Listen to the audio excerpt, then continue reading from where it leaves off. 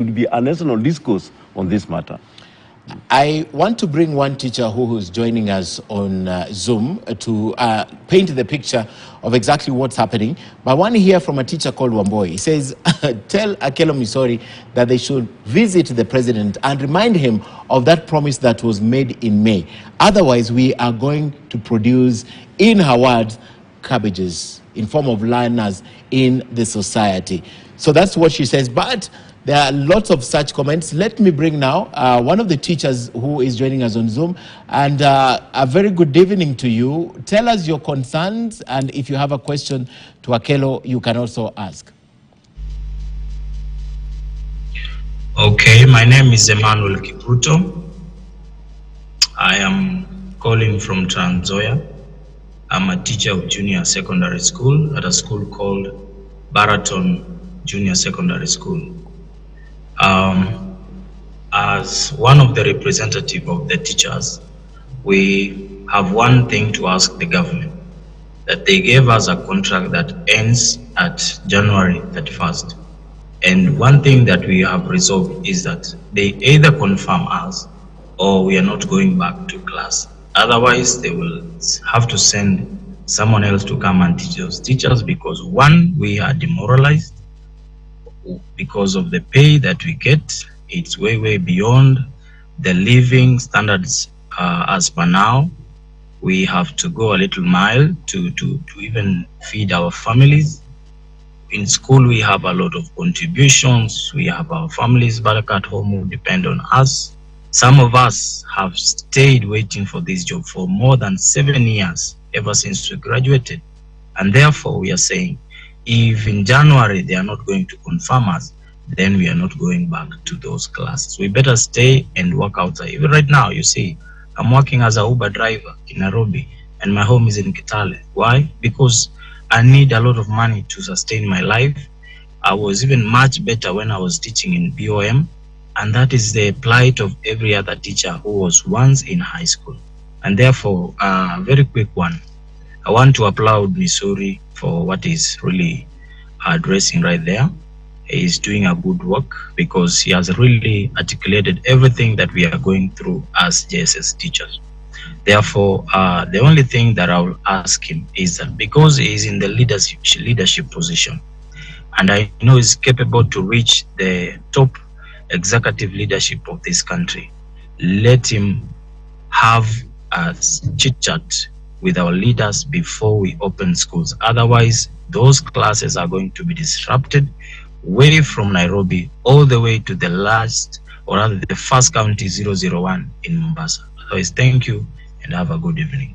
Thank you very much. And Akelo, that threat is real, because you said it yourself that you might be forced to go back to the street. So the ultimatum is January. We have days to January. Today is the 13th. And they're saying that they'll not go back to class.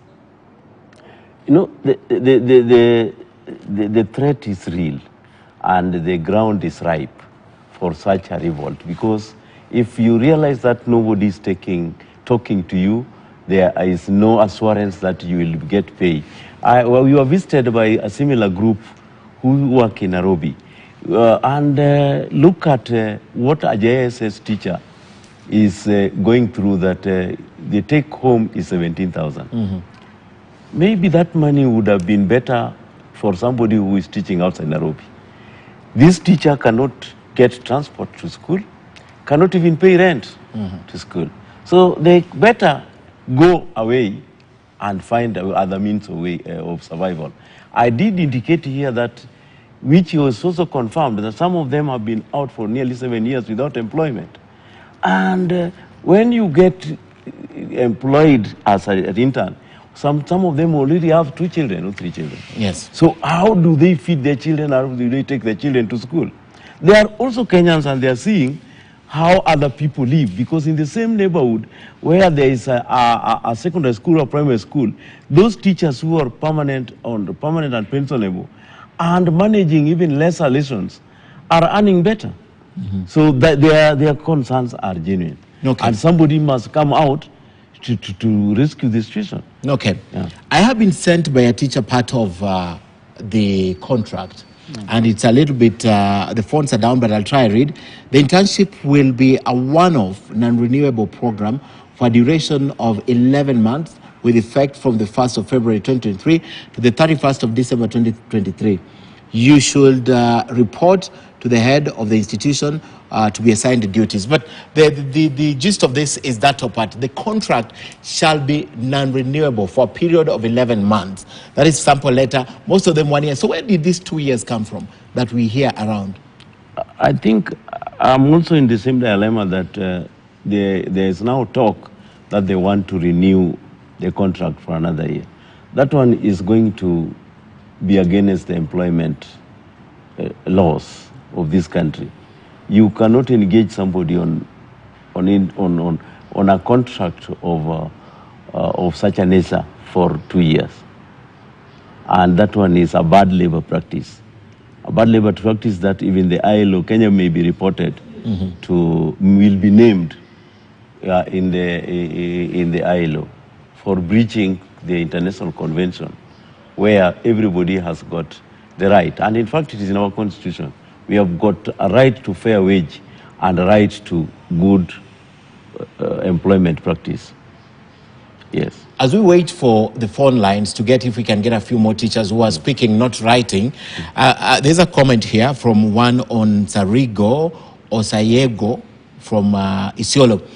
He says that the JSS should be moved to the high schools and not primary because there's sort of inferiority complex.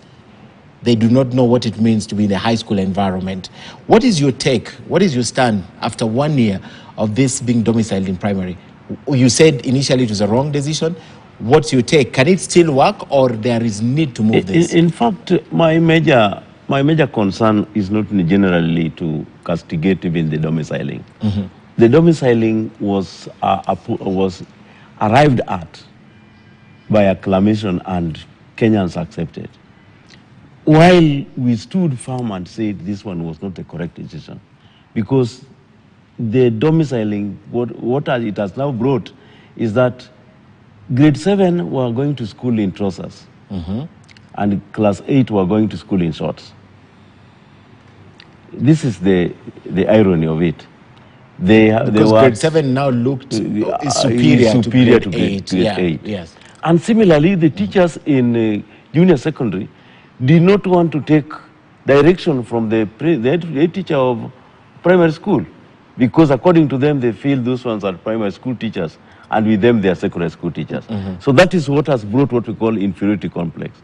In fact, when it came to sports, the junior secondary were not taking part in sports, and yet this is a formative period for a senior school arrangement where those people with the talent should go to sports, should have nurtured their talent as early as this. So you could see how they really suffered. And when they were conscripted to accompany these primary school activities, the allowances they got are not commensurate with the allowances the high school teachers get when they go out with the learners.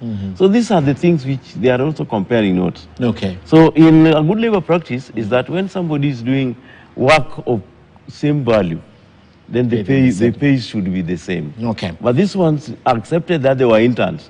The only good thing which the government could have done was to chew the bullet, employ them on P&P. Okay. Yeah. On P&P and employment, a teacher here says a 2017 teacher is an intern